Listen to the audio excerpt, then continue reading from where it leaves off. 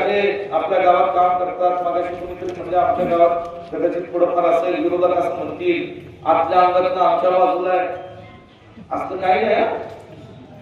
ही उमेदवारी मागत असताना अनेकांनी इच्छा व्यक्त केली, जिल्हा परिषदचं तिकीट आम्हाला मिळावं, दुधोडीची केली, रामानगरमध्ये केली, पंचायत समितीची उमेदवारी मागत असताना सुद्धा अनेक कार्यकर्त्यांनी उमेदवारी व्यक्त केली.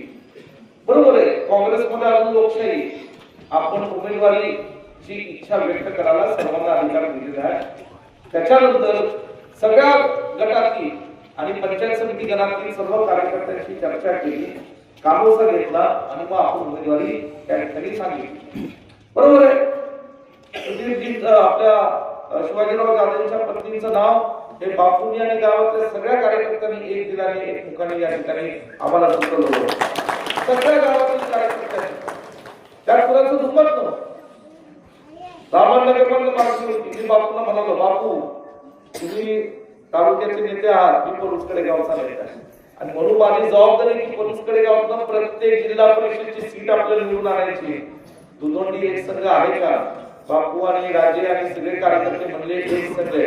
आता एक संघ दुधोंडी आहे हे मला 9 तारखेला इथं बसलेल्या जेवढी पांढर कापड आहे त्याच्यावर गुलाल पडला तरच मला ते कळलं एक संघ आहे.